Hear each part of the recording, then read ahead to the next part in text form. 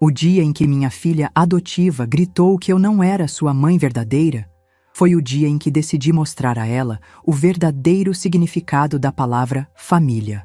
Eu me chamo Marlene Santos Silva, tenho 69 anos e hoje quero contar uma história que mudou minha vida para sempre. Uma história sobre amor, traição e sobre como, às vezes, precisamos deixar as pessoas que amamos sentirem na pele o valor daquilo que sempre tiveram. É uma história que me ensinou que o verdadeiro amor não se mede pelo sangue, mas pela dedicação diária, pelo sacrifício silencioso, pela presença constante. Era uma terça-feira de março, daquelas manhãs normais de outono em Campinas. Eu estava na cozinha preparando o almoço favorito da Laura. Frango à parmegiana com purê de batata douradinho, do jeito que ela gostava desde pequena. Fazia isso todo dia há 12 anos, desde que ela chegou aos meus braços aos 5 anos de idade. Naquela época, era apenas uma criança assustada, com os olhos vermelhos de tanto chorar, segurando uma boneca quebrada e perguntando quando a mamãe ia voltar. O cheiro do alho e cebola refogando se espalhava pela casa, e eu cantarolava baixinho uma música que costumava cantar para ela dormir quando era pequena. Tinha uma rotina sagrada. Acordava às 5h30, preparava meu café rápido, pegava o ônibus para a casa da dona Silvia, onde eu limpava e passava roupa até meio-dia. Voltava correndo para casa, preparava o almoço da Laura e às 2h já estava na casa da dona Regina, onde ficava até às 6 cuidando da limpeza e organização. Era uma vida puxada, mas eu fazia tudo com amor. Cada centavo que eu ganhava era pensado no futuro da Laura. Ela estava no último ano do ensino médio no Colégio São Bento, uma escola particular que custava quase metade do que eu ganhava por mês. Mas eu nunca reclamei. Nunca deixei ela perceber o peso que isso representava no meu orçamento. Laura estava no quarto dela, mexendo no celular como sempre. Aos 17 anos, ela vivia grudada naquele aparelho, postando fotos, fazendo dancinhas, sonhando em ficar famosa. Eu financiava tudo. O telefone de última geração, o plano de internet ilimitado, as roupas de marca que ela usava nas fotos. Trabalhava em 2 casas de família para conseguir manter o padrão de vida que ela estava acostumada, e ainda sobrava um pouquinho que eu guardava religiosamente numa poupança para a universidade dela. Quando chamei para o almoço, ela desceu as escadas pisando forte, com aquela cara emburrada que eu conhecia bem. Fazia semanas que Laura estava diferente, mais distante, respondendo com rispidez qualquer coisa que eu falasse. Eu achava que era coisa da idade, sabe como é adolescente. Mas naquele dia, havia algo no ar que me deixou inquieta. Era como se ela estivesse guardando um segredo pesado, algo que estava prestes a explodir. Ela sentou à mesa, mexeu na comida com o garfo sem realmente comer e ficou olhando para o celular. Eu tentei puxar assunto. Perguntei como tinham sido as aulas, se ela tinha terminado o trabalho de história. Ela apenas resmungou respostas curtas, sem tirar os olhos da tela. Foi então que ela levantou a cabeça e me olhou com uma expressão que eu nunca tinha visto. Era uma mistura de desprezo e determinação, como se ela tivesse tomado uma decisão importante. Foi então que ela soltou as palavras que ecoam na minha cabeça até hoje. Marlene, você não é minha mãe verdadeira. Minha mãe de sangue voltou e eu vou morar com ela. Senti como se o chão tivesse se aberto debaixo dos meus pés. O garfo caiu da minha mão, fazendo um barulho seco no prato. 12 anos de dedicação, de sacrifício, de amor incondicional, resumidos naquela frase cruel. Engoli seco. Segurei as lágrimas que insistiam em brotar e perguntei baixinho, com a voz tremendo. Laura, o que você está dizendo? Ela levantou da mesa, jogou o guardanapo no prato ainda cheio de comida e continuou com uma frieza que me gelou por dentro. Valquíria me encontrou nas redes sociais. Ela me explicou tudo. Você me adotou, mas adoção não é família de verdade. Ela é minha mãe biológica, tem o mesmo sangue que eu. E olha só, ela mostrou o celular com fotos de uma mulher loira, cheia de joias, dentro de um carro importado. Ela tem dinheiro, vai me ajudar a ficar famosa no Instagram. Não preciso mais ficar aqui sendo sustentada por você. Cada palavra era uma facada no meu coração. Eu que acordava 5 da manhã para preparar o lanche dela, que economizava no meu próprio almoço para comprar as roupas que ela queria, que sonhava em vê-la formada na universidade. Eu que ficava acordada quando ela saía à noite, que levava ela no médico quando estava doente, que ajudava com os deveres de casa até altas horas. Tudo isso jogado na minha cara como se fosse obrigação, como se não tivesse valor algum. Tentei manter a calma e falei, com a voz embargada: Laura, você não lembra como era quando chegou aqui? Você estava abandonada, assustada, pedindo pela sua mãe que nunca mais apareceu. Eu te criei, te eduquei, te amo como filha. Mas ela me interrompeu com uma risada amarga que me cortou como uma lâmina. Amor por pena não é amor de verdade, Marlene.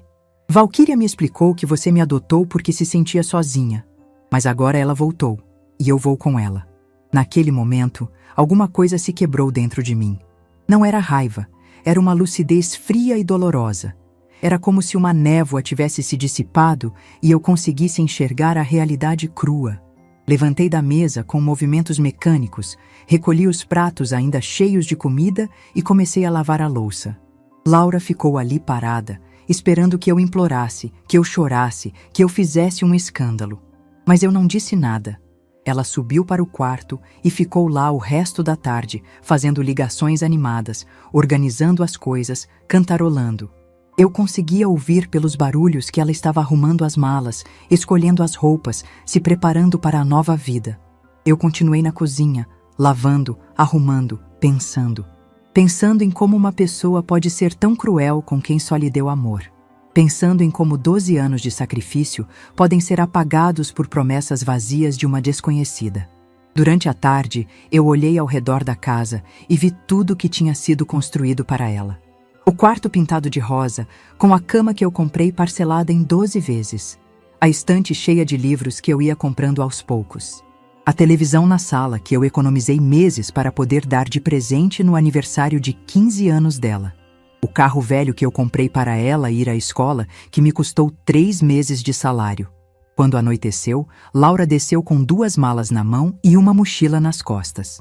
Ela parou na porta da cozinha e disse, com um tom que tentava ser gentil, mas soava falso: Marlene, muito obrigada por tudo. Mas agora eu preciso ir atrás da minha verdadeira família. Olhei para ela, essa menina que eu criei, que eu amei, que eu protegi de tudo, e senti uma dor tão profunda que parecia que meu peito ia explodir. Mas ao invés de implorar, ao invés de chorar, eu simplesmente falei, com uma serenidade que me surpreendeu: Está bem, Laura. Espero que você seja muito feliz. Ela ficou surpresa com minha reação. Talvez esperasse que eu lutasse por ela, que eu fizesse drama, mas eu só conseguia pensar numa coisa. Se ela queria descobrir quem era sua mãe verdadeira, ia ter que aprender na prática o valor daquilo que sempre teve comigo. Ela saiu pela porta e eu fiquei ali, na cozinha silenciosa, olhando para a mesa onde ainda estava o prato dela, intocado. O frango à parmegiana havia esfriado, o purê tinha formado uma película por cima. Era como um símbolo do que havia acabado de acontecer. Era o fim de uma era, mas também o começo de algo que ela ainda não conseguia imaginar. Naquela noite, eu não consegui dormir. Fiquei olhando para o teto, pensando em tudo que havia acontecido, em tudo que eu tinha feito por ela, em tudo que ela tinha acabado de jogar fora. Mas também pensando no que eu ia fazer a partir dali. Porque uma coisa eu sabia: Laura ia descobrir na prática o que significava ter uma mãe verdadeira.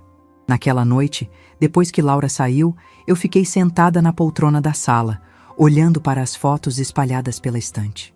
Todas elas contavam a história de uma menina que cresceu sendo amada, mesmo que ela não conseguisse enxergar isso.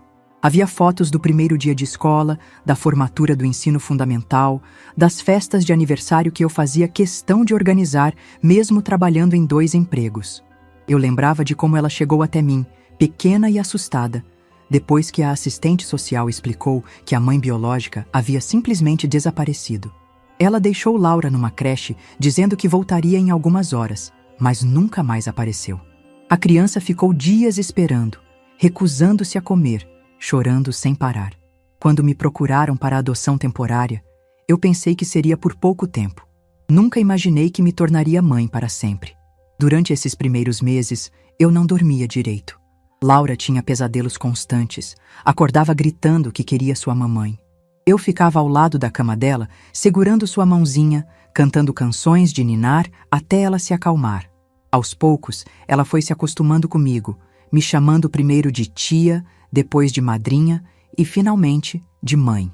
Quando ela pronunciou essa palavra pela primeira vez, eu chorei de emoção. Minha vida mudou completamente.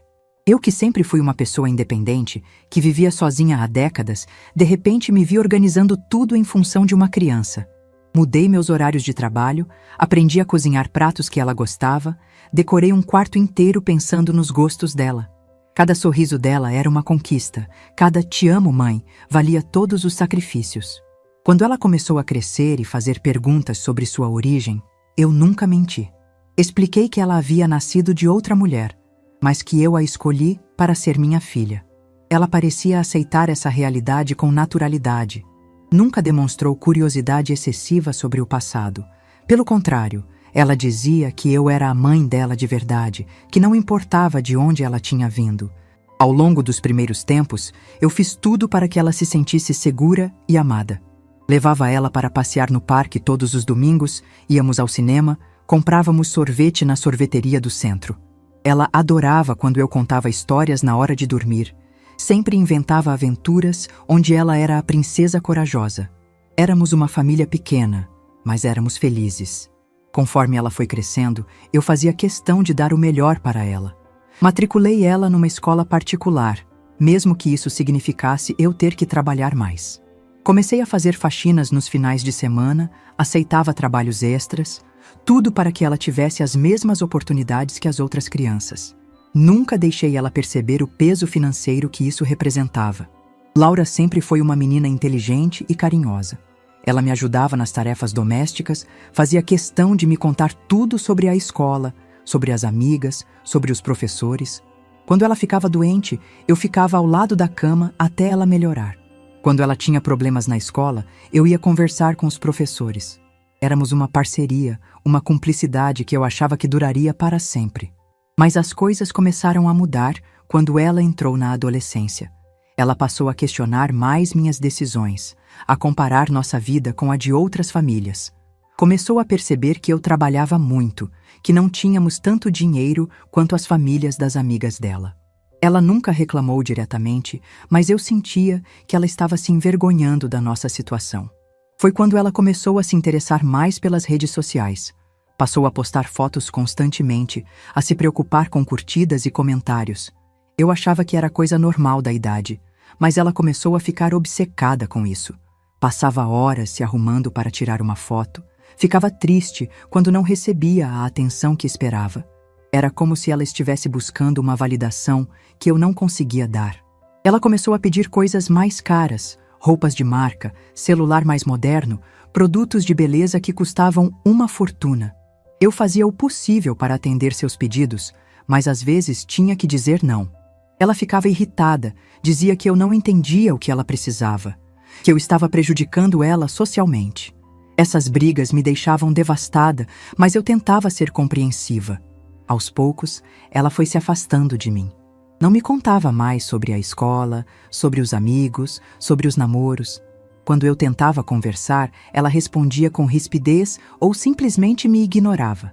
Era como se eu tivesse me tornado um estorvo na vida dela. Ela tolerava minha presença, mas claramente preferia quando eu não estava por perto.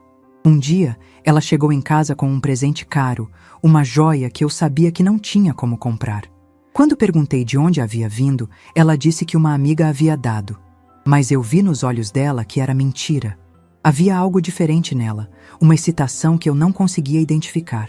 Era como se ela tivesse descoberto um mundo novo, um mundo onde eu não tinha lugar. Ela começou a sair mais, a chegar tarde, a mentir sobre onde estava. Quando eu demonstrava preocupação, ela dizia que eu era controladora, que não confiava nela. Mas eu sentia que havia algo errado, que ela estava escondendo alguma coisa importante. Havia uma mudança no comportamento dela que ia além da rebeldia normal da adolescência.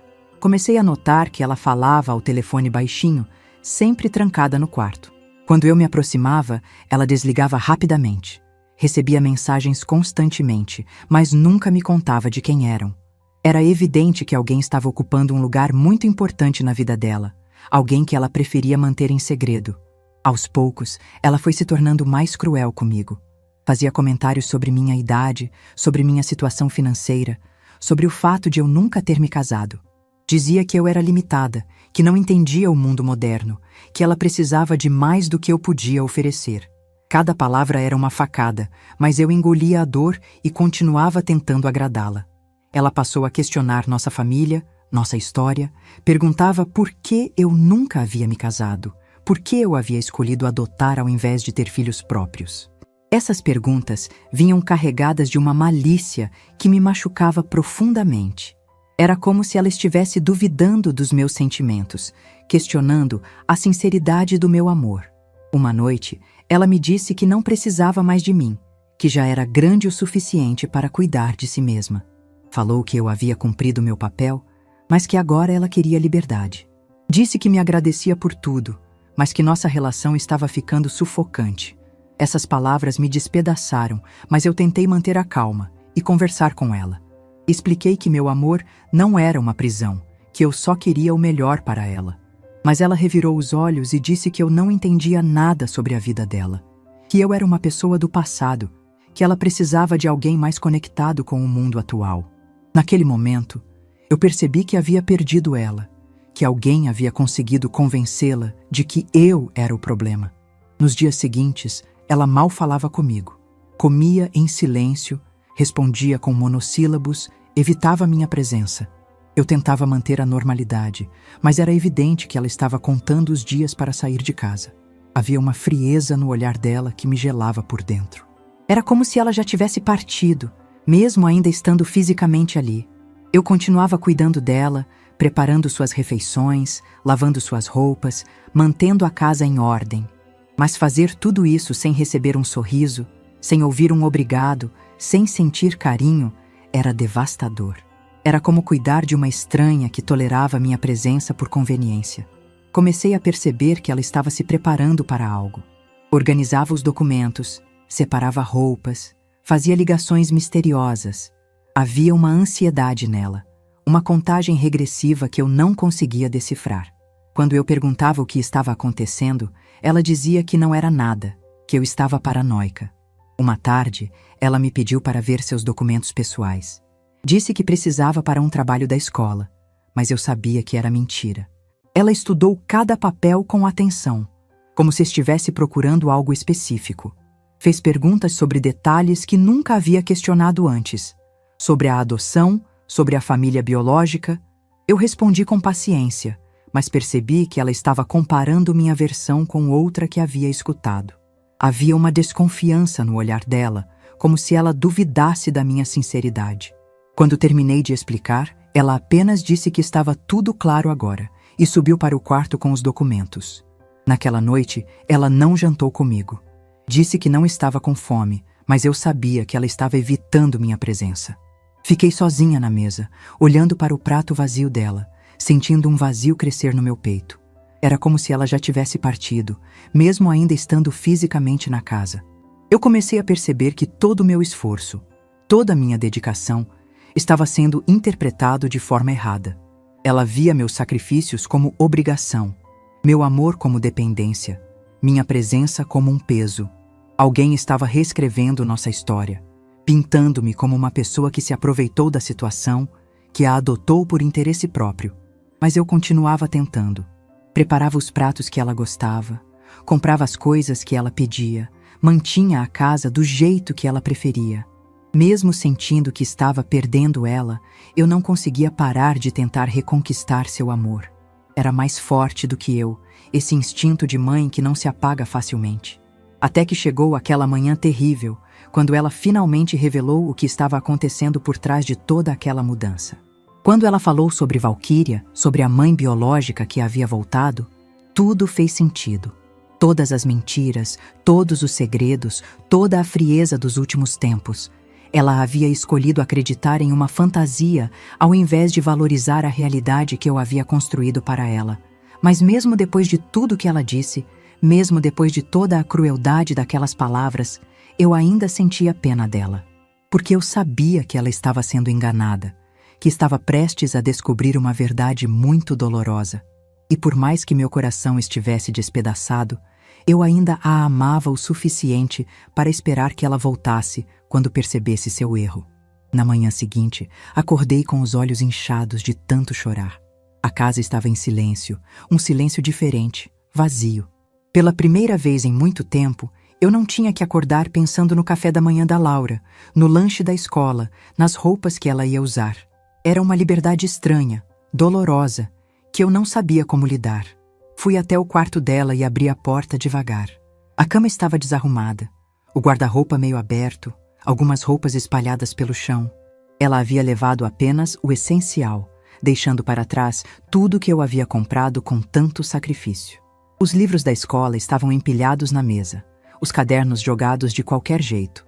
Era como se ela tivesse saído correndo, ansiosa demais para começar sua nova vida. Sentei na cama dela e peguei um dos cadernos. Folheei as páginas e encontrei anotações sobre mim, sobre nossa família, sobre nossa história. Havia perguntas escritas com uma letra nervosa. Por que Marlene nunca se casou?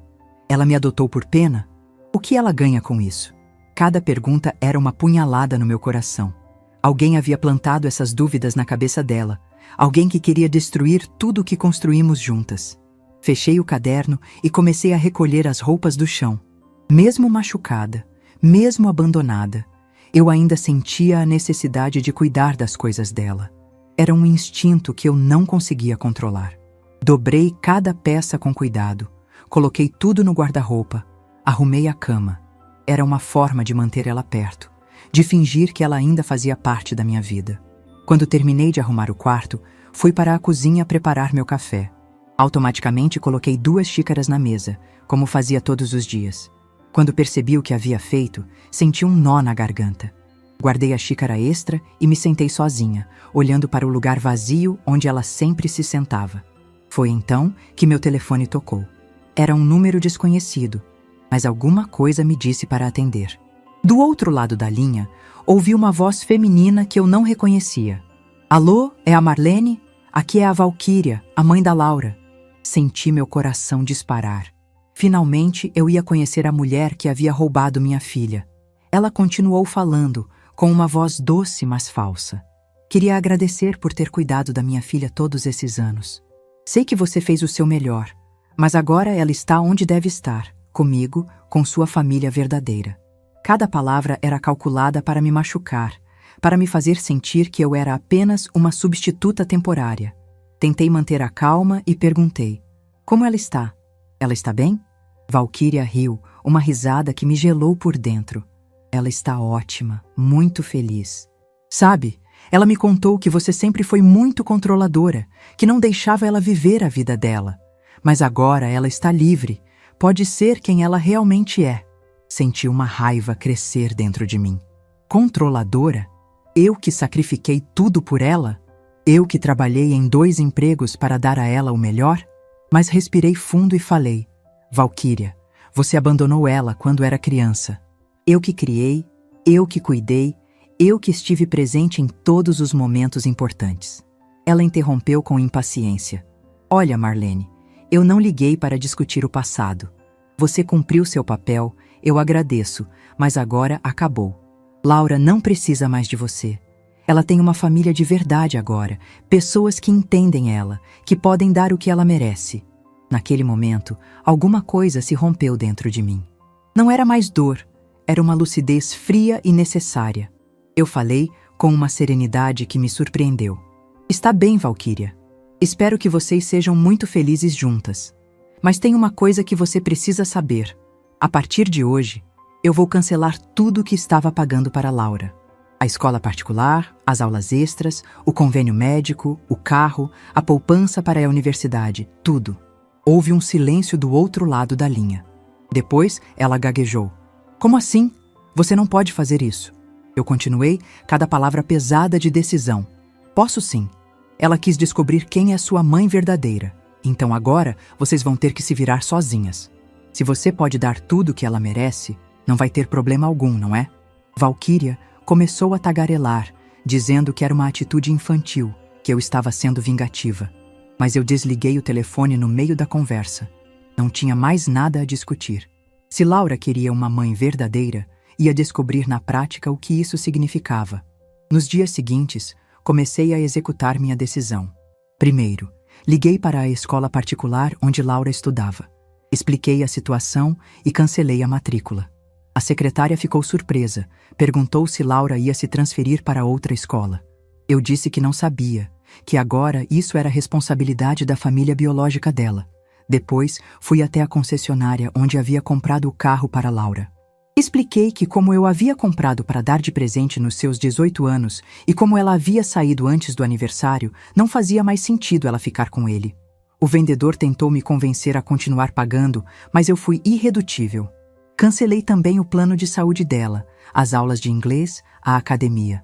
Fechei a poupança que havia aberto para a universidade dela. Cada ligação era dolorosa, mas necessária. Não era vingança, era proteção. Eu precisava proteger a mim mesma, proteger meu futuro, proteger meu coração. Enquanto fazia tudo isso, eu pensava na Laura. Será que ela já havia percebido que a vida com Valquíria não era como ela imaginava? Será que já sentia falta da nossa rotina, da nossa casa, da nossa família? Parte de mim torcia para que ela ligasse, pedisse perdão, quisesse voltar. Mas outra parte sabia que ela precisava aprender na prática o valor daquilo que havia jogado fora. 2 semanas depois, Dona Conceição, minha vizinha, bateu na minha porta. Ela estava com uma expressão preocupada e disse: "Marlene, você viu as coisas que a Laura está postando na internet?" Meu coração disparou. Peguei meu celular e entrei no perfil dela nas redes sociais. O que eu vi me deixou perplexa. Laura estava postando fotos em lugares caros, usando roupas de marca, sempre sorrindo para a câmera. Nas legendas, ela falava sobre sua nova vida, sobre ter encontrado sua família verdadeira, sobre como estava finalmente feliz. Mas havia algo forçado naqueles sorrisos, algo que não condizia com a Laura que eu conhecia. Nos comentários, as amigas da escola perguntavam por que ela havia parado de aparecer nas aulas. Ela respondia que havia mudado de escola, que agora estudava em um colégio muito melhor. Mas eu sabia que era mentira. Se ela realmente estivesse estudando, não estaria postando fotos no meio da semana, no horário de aula. Dona Conceição apontou para uma foto específica e disse: "Olha essa aqui, Marlene. Você não acha que ela está estranha?" Era uma foto de Laura numa festa, segurando uma taça de champanhe, com o rosto meio vermelho e os olhos brilhando de forma exagerada. Ela parecia diferente, mais velha, mais cansada, apesar da maquiagem pesada. Comecei a acompanhar as postagens dela com mais atenção. Percebi que ela estava saindo todas as noites, sempre em lugares diferentes, sempre com pessoas que eu não conhecia. Havia algo desesperado naquelas fotos, como se ela estivesse tentando se convencer de que estava feliz. Era como se ela tivesse perdido a essência, a naturalidade que sempre teve. Uma manhã, 3 semanas depois que ela havia saído, meu telefone tocou. Era Laura. Meu coração quase parou. Atendi com as mãos tremendo. "Alô?" A voz dela estava diferente, mais baixa, mais cansada. "Marlene? Sou eu, Laura." Fiquei em silêncio, esperando ela continuar. Ela respirou fundo e disse: Eu queria saber como você está." Respondi secamente: "Estou bem, Laura. E você? Como está sua nova vida?" Houve uma pausa longa. Depois ela falou com a voz embargada: "Marlene, eu preciso falar com você. Posso ir aí em casa?" Senti uma mistura de alívio e dor. Parte de mim queria dizer que sim, que ela podia voltar, que eu perdoava tudo. Mas outra parte sabia que ela ainda não havia aprendido a lição. Respirei fundo e falei: "Laura, você escolheu sua mãe verdadeira. Agora tem que assumir as consequências dessa escolha." Ela começou a chorar do outro lado da linha. "Marlene, por favor, eu preciso de você." Mas eu, mesmo com o coração despedaçado, falei: "Você disse que não precisava mais de mim, que eu não era sua mãe verdadeira. Agora você tem que conversar com quem realmente é." Desliguei o telefone, sentei no chão da cozinha e chorei como há muito tempo não chorava. Mas dessa vez, não eram lágrimas de desespero, eram lágrimas de alívio. Finalmente, ela estava começando a entender. A lição estava sendo aprendida, por mais dolorosa que fosse para nós duas. Depois daquela ligação da Laura, eu soube que havia tomado a decisão certa. Mas não foi fácil. Passei noites acordada, me questionando se estava sendo muito dura, se deveria ter dado mais uma chance. Mas todas as vezes que pensava em ceder, lembrava das palavras cruéis que ela havia dito, da forma como ela jogou nosso amor na lata do lixo. 2 semanas depois, Dona Conceição bateu na minha porta novamente. Dessa vez, ela estava com uma expressão ainda mais preocupada. Ela me contou que havia visto Laura no centro da cidade, pedindo dinheiro emprestado na porta do banco. Meu coração apertou. Ela me disse que Laura estava com uma aparência descuidada, o cabelo sem fazer, as roupas amarrotadas, muito diferente das fotos glamorosas que postava na internet. Naquela mesma tarde, recebi uma ligação inesperada. Era da doutora Carmen, uma advogada que eu não conhecia. Ela disse que estava representando Valquíria em um processo contra mim. Fiquei perplexa. Processo? Por quê? A advogada explicou que Valquíria estava me acusando de abandono de incapaz, já que eu havia cortado o suporte financeiro para Laura sem avisar a família biológica. Senti meu mundo desabar. Abandono de incapaz? Eu que criei Laura durante 12 anos? Eu que sacrifiquei tudo por ela? A doutora Carmen continuou falando em termos jurídicos que eu não entendia completamente, mas a mensagem era clara. Valquíria queria me processar por ter retirado o suporte financeiro que eu dava para Laura. Respirei fundo e falei com a advogada. Doutora, eu preciso entender uma coisa. Laura não é mais menor de idade. Ela tem 17 anos e escolheu sair de casa. Eu não a expulsei. Ela decidiu ir embora. Como posso ser acusada de abandono? A advogada disse que a situação era complexa, que como eu havia assumido a responsabilidade por Laura durante todos esses anos, não podia simplesmente cortar o suporte do dia para a noite. Desliguei o telefone completamente assustada. Será que eu havia feito algo errado? Será que realmente estava abandonando Laura? Fiquei horas pensando nisso, até que decidi procurar ajuda legal. Não podia enfrentar essa situação sozinha. Precisava de alguém que entendesse de leis, que pudesse me orientar.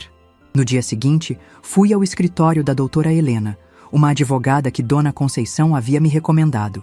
Ela me recebeu com gentileza e ouviu minha história inteira. Quando terminei de contar, ela balançou a cabeça e disse: Marlene, você não fez nada errado. Uma adolescente de 17 anos que escolhe sair de casa não pode obrigar a mãe adotiva a continuar sustentando ela. Ainda mais quando ela vai morar com a família biológica. A doutora Helena me explicou que eu tinha todos os direitos legais do meu lado. Laura havia escolhido sair de casa. Eu não a expulsei. Ela foi morar com a mãe biológica, que assumiu a responsabilidade por ela. Eu não era obrigada a continuar pagando escola particular, carro, plano de saúde para alguém que não queria mais fazer parte da minha família. Mais do que isso, a doutora Helena me disse que Valquíria estava tentando me intimidar com um processo que não tinha fundamento legal. Era uma estratégia para me forçar a voltar a sustentar Laura. Ela me orientou a não ter medo, que eu estava fazendo o certo. Disse que se fosse necessário, ela me representaria gratuitamente, porque achava minha situação totalmente injusta. Saí do escritório da doutora Helena me sentindo mais forte. Não era só minha consciência que dizia que eu estava certa, a lei também estava do meu lado. Valquíria podia tentar me intimidar, mas eu não ia ceder. Se ela queria ser a mãe verdadeira da Laura, tinha que assumir todas as responsabilidades que isso implicava. Nos dias seguintes, comecei a receber ligações estranhas. Primeiro, foi um homem que se apresentou como Pedro, namorado da Valquíria. Ele falou de forma ameaçadora, disse que eu era uma pessoa má, que estava fazendo Laura sofrer por pura vingança. Ele me acusou de ser uma mulher amarga, que estava com ciúme porque Laura havia encontrado sua família verdadeira. Ouvi tudo em silêncio e depois falei: Pedro, se vocês podem dar tudo que Laura merece, por que estão me ligando? Por que não resolvem a situação de vocês sem me envolver? Ele gaguejou algumas desculpas e desligou. Percebi que eles estavam desesperados, tentando me pressionar para eu voltar a pagar as contas da Laura. Depois, foi a própria Valquíria que ligou, dessa vez chorando. Ela disse que Laura estava passando por dificuldades, que precisava voltar para a escola, que não podia ficar sem estudar. Ela me implorou para eu pelo menos manter a matrícula da escola particular. Disse que depois ela assumiria os custos. Mas eu já não acreditava mais em nada que saía da boca dela. Falei: Valquíria, você me ligou há 1 mês dizendo que podia dar tudo que Laura merecia. Agora está me pedindo para eu pagar a escola dela? Ou você pode ou não pode. Não existe meio termo. Ela tentou argumentar, mas eu desliguei no meio da conversa. 3 semanas depois, a situação ficou ainda mais clara. Dona Conceição me contou que Laura havia aparecido na casa dela, pedindo ajuda. Ela estava desesperada, disse que Valquíria e Pedro haviam sumido, que ela estava sozinha, sem dinheiro, sem escola, sem nada. Minha vizinha ficou com pena e deu algum dinheiro para ela comprar comida. Quando Dona Conceição me contou isso, senti uma mistura de tristeza e alívio. Tristeza porque Laura estava sofrendo, mas alívio porque finalmente ela estava entendendo a realidade. Valquíria não era uma mãe verdadeira, era apenas uma oportunista que havia usado Laura para tentar me chantagear. Dona Conceição me disse que Laura havia perguntado sobre mim, que queria saber se eu falava dela, se eu sentia sua falta. Minha vizinha respondeu que eu sofria muito, mas que estava firme na minha decisão. Laura então começou a chorar e disse que havia cometido o maior erro da sua vida. Algumas semanas depois, recebi uma carta. Era de Laura. Reconheci a letra dela imediatamente. Minhas mãos tremeram quando abri o envelope. Era uma carta longa, escrita à mão, com várias manchas de lágrimas no papel. Ela começava assim: Marlene, eu não sei nem como começar a te pedir perdão. Na carta, Laura contava tudo o que havia acontecido. Como Valquíria a havia procurado pelas redes sociais, enchendo ela de promessas bonitas. Como ela havia falado mal de mim, dizendo que eu era uma pessoa controladora que a mantinha prisioneira. Como ela havia prometido uma vida de luxo, fama nas redes sociais, liberdade total. Laura escreveu que nos primeiros dias com Valquíria, ela realmente pensou que havia feito a escolha certa. Ficaram hospedadas num hotel caro, comeram em restaurantes sofisticados, compraram roupas de marca. Valquíria dizia que tinha um namorado rico, que eles iam viajar pelo mundo, que Laura ia se tornar uma influenciadora famosa. Mas aos poucos, a máscara foi caindo. Pedro não era rico, era um golpista que vivia às custas de mulheres ingênuas. Valquíria não tinha dinheiro próprio, estava gastando as economias que ele havia conseguido de outras vítimas. O hotel era pago com cartão de crédito que já estava no limite. Quando o dinheiro acabou, eles tiveram que sair do hotel. Foram morar numa pensão barata, num bairro perigoso da cidade. Laura descobriu que Valquíria usava drogas, que Pedro tinha antecedentes criminais, que eles viviam de pequenos golpes e trapaças. A vida glamourosa que ela havia sonhado se transformou num pesadelo. Laura escreveu que tentou ligar para mim várias vezes, mas não teve coragem. Ela sabia que havia me magoado profundamente, que havia jogado fora tudo que eu havia construído para ela. Ela disse que só então entendeu o valor do que eu fazia, o sacrifício que representava trabalhar em 2 casas para manter ela numa escola particular.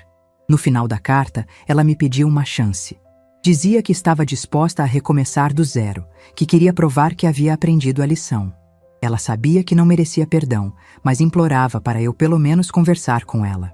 Terminava dizendo: Marlene, você sempre foi minha única mãe verdadeira. Eu fui muito tonta para perceber isso antes. Quando terminei de ler, chorei como há muito tempo não chorava. Não era choro de tristeza, era choro de alívio. Minha filha havia voltado. Não fisicamente ainda, mas emocionalmente ela havia entendido tudo. A lição havia sido aprendida, por mais dolorosa que tivesse sido para nós duas. Mas eu sabia que não podia simplesmente perdoar e fingir que nada tinha acontecido. Laura precisava provar que realmente havia mudado, que realmente havia aprendido o valor das coisas. Ia ser um recomeço longo e difícil, mas pela primeira vez em meses, eu sentia a esperança de que nossa família poderia ser reconstruída. Depois de ler a carta da Laura, eu passei dias refletindo sobre o que fazer. Não era uma decisão simples. Meu coração queria correr até ela, abraçá-la e dizer que estava tudo perdoado. Mas minha cabeça sabia que seria um erro. Se eu simplesmente ignorasse tudo o que havia acontecido, Laura nunca realmente aprenderia a lição. Decidi que ela precisava provar que realmente havia mudado. Não bastava uma carta bonita pedindo perdão. Ela precisava mostrar com atitudes que entendia o valor das coisas, que respeitava os sacrifícios que eu havia feito por ela. Só assim, nossa relação poderia ser reconstruída sobre bases sólidas. Liguei para ela uma semana depois de receber a carta. Ela atendeu no primeiro toque, a voz ansiosa. Marlene, é você? Respondi com calma. Sim, Laura, sou eu. Recebi sua carta. Ela começou a chorar do outro lado da linha. Marlene, eu sinto muito mesmo. Eu fui uma idiota, Interrompi ela gentilmente. Laura, eu sei que você está arrependida, mas arrependimento não é suficiente. Você precisa provar que realmente aprendeu alguma coisa. Ela perguntou o que eu queria que ela fizesse. Expliquei que primeiro ela precisava arrumar um emprego. Não importava qual fosse. Ela precisava aprender o valor do dinheiro, entender o que significava trabalhar para conseguir as coisas. Segundo, ela precisava estudar. Não na escola particular de antes, mas numa escola pública. Ela precisava entender que educação é um privilégio, não um direito garantido. Terceiro, ela precisava pedir desculpas para a Dona Conceição e para todas as pessoas que ela havia tratado mal por causa da influência de Valquíria. Laura ouviu tudo em silêncio. Depois perguntou: E depois disso, você vai me perdoar? Respondi: Laura, perdão não é algo que se conquista com uma lista de tarefas. Perdão é algo que nasce naturalmente quando duas pessoas se respeitam. Você precisa aprender a me respeitar novamente e eu preciso aprender a confiar em você novamente. Ela concordou com tudo. Disse que faria qualquer coisa para reconquistar minha confiança. Mas deixei claro que ela não podia voltar para casa imediatamente. Ela precisava se virar sozinha por um tempo, entender como é viver sem o apoio que eu sempre dei. Só assim, ela realmente valorizaria nossa família.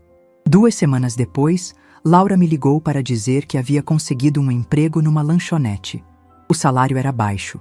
Ela trabalhava 8 horas por dia, chegava em casa cansada e com os pés doendo. Mas pela primeira vez na vida, ela estava ganhando seu próprio dinheiro. Disse que nunca havia imaginado como era difícil ganhar dinheiro, que agora entendia por que eu chegava tão cansada em casa. Ela também se matriculou numa escola pública noturna. Disse que era muito diferente da escola particular, que as salas eram cheias, que não tinha a mesma estrutura. Mas ela estava determinada a terminar os estudos. Disse que só agora percebia o sacrifício que eu havia feito para pagar uma escola particular por tantos anos. Aos poucos, Laura foi provando que realmente havia mudado. Ela me ligava toda semana para contar como estava indo no trabalho, como estava se adaptando à nova escola. Nunca pedia dinheiro, nunca reclamava das dificuldades. Pelo contrário, ela parecia estar orgulhosa de conseguir se sustentar sozinha. Um dia, ela me ligou chorando. Mas não era um choro de desespero, era um choro de gratidão. Ela disse que havia encontrado uma foto antiga nossa, de quando ela era criança, e que olhando para aquela foto, ela entendeu tudo. Ela viu o amor nos meus olhos, a dedicação, o carinho.